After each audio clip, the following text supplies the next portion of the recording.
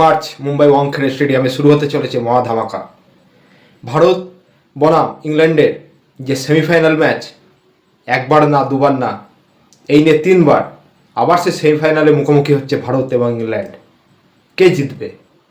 2022 ঠিক এমনই সেমিফাইনাল হয়েছিল, সেখানে ভারতকে হারিয়ে ইংল্যান্ড 10 উইকেটের ব্যবধানে ম্যাচ জয় করেছিল এবং তারা ওয়ার্ল্ড কাপ পেয়ে গিয়েছিল। ঠিক 2024 ভারত আবার ইংল্যান্ডের মধ্যে যে সেমিফাইনাল হয়েছিল, সেখানে মাত্র 68 রান ব্যবধানে আমাদের ভারত জয়লাভ করে এবং ইংল্যান্ডকে ধুলো চাটা করিয়ে দিয়েছে, ইংল্যান্ডকে হারিয়ে বাড়ি পাঠিয়ে দিয়েছিল।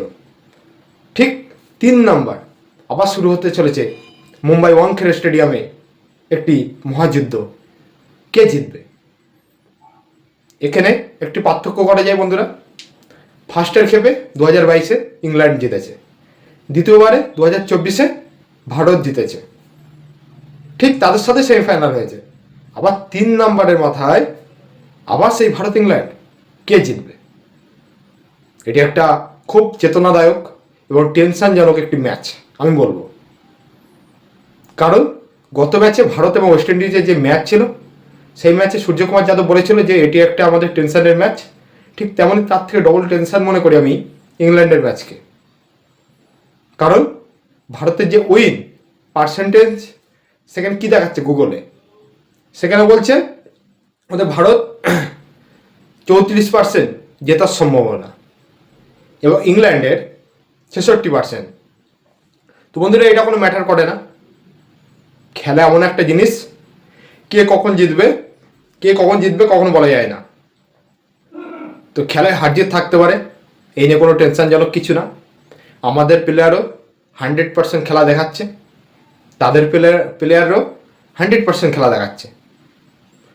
তাদের যে প্লেয়ার আছে ইংল্যান্ডের T20 স্পেশালিস্ট আমি বলবো, কারণ তারা যে ছন্দে ফিরে এসেছে মানতে হবে তারা ভালো প্লেয়ার, ভালোকে ভালো বলতে হবে। ঠিক তেমন আমাদের ইন্ডিয়া সেরকম ছন্দে গত ম্যাচ থেকে ফিরে এসেছে।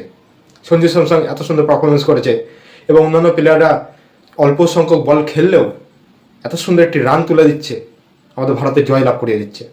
তো আমাদের ভারত কি পারবে জিততে? চলো দেখা যাক কি বলছে মুম্বাই ওয়াংখেড়ে স্টেডিয়াম।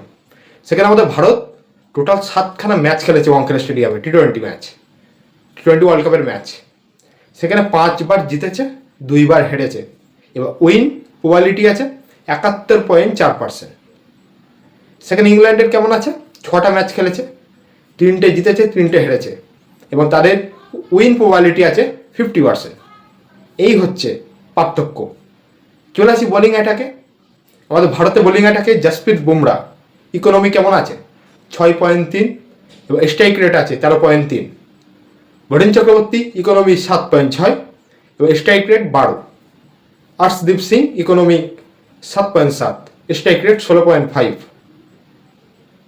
এবং অক্ষর Patel economy 7.5, strike rate 16.2।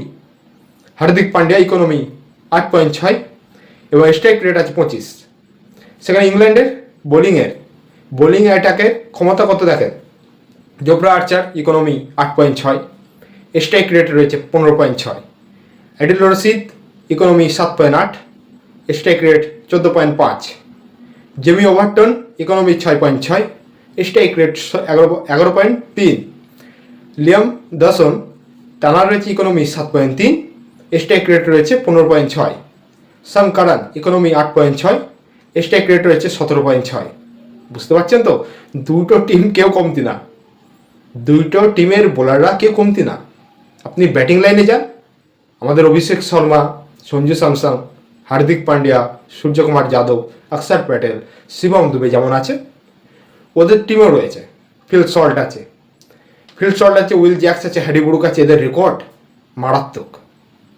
Will Jacks একবার না 2-3বার প্লেয়ার অফ দ্য ম্যাচ হয়েছে এবং জস বাটলার, ঠিক আছে। তাদের মধ্যে যে খেলার যে প্রতিভা, খেলার যে ক্ষমতা, সাম কারান যেমন রয়েছে, অলরাউন্ডার, মানে তাদের মধ্যে কমতি নেই বন্ধুরা। কালকের ম্যাচ হচ্ছে খুব একটা ভাইটাল ম্যাচ আছে, খুব ইম্পর্টেন্ট ম্যাচ। কি হবে মুম্বাই ওয়াংখেড়ে স্টেডিয়ামে? আমাদের ভারত কি জিততে পারবে? আমাদের মতো ক্রিকেট প্রেমীদের যে এত দূর টেনে এনেছে আমাদের ভারত, আমরা নিরাশ হব না তো? আশা করি হব না। সেই বিশ্বাস আমাদের ভারতীয় টিম আমাদেরকে দিয়েছে। কালকেরে আমার মতে বরুণ চক্রবর্তীকে ভাই বসিয়ে কুলদীপ যাদবকে খেলালে কেমন হয়? বা আর একটা কথা হচ্ছে আর্শদীপ সিংকে বসিয়ে মোহাম্মদ সিরাজকে খেলালে কেমন হয়? আমার কাছে এই দুটো কিন্তু লাগছে।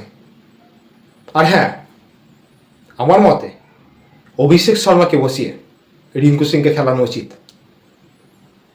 কিন্তু টিম ম্যানেজমেন্ট এটা করবে না। কেন করবে না? এর পিছনে অনেক বড় একটা লবি আছে।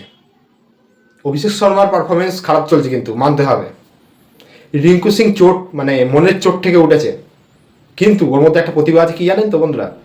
ওর মধ্যে একটা প্রতিভা আছে।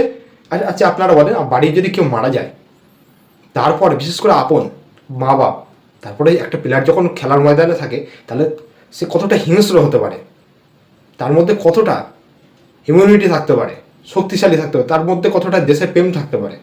তার সেই প্লেয়ারকে কেন বসে রাখছে? আমার মতে খেলানো উচিত, আর সে তার ভালোটা দেখিয়ে দেবে 100%। আমি চ্যালেঞ্জ দিচ্ছি, ভালো দেখাবে।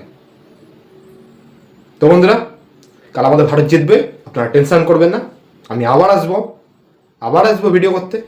এবার আজকের একটি সেমিফাইনাল 1 নিউজিল্যান্ড বনাম সাউথ আফ্রিকার ম্যাচ আছে।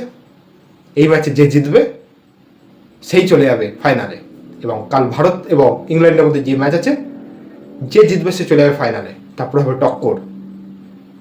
তো বন্ধুরা, দেখা হবে আবার পরের ভিডিওতে। আজ ভিডিওটি কেমন লাগলো অবশ্যই আপনারা লাইক, কমেন্ট আর সাবস্ক্রাইব করবেন। দেখা হবে পরের ভিডিওতে। টাটা।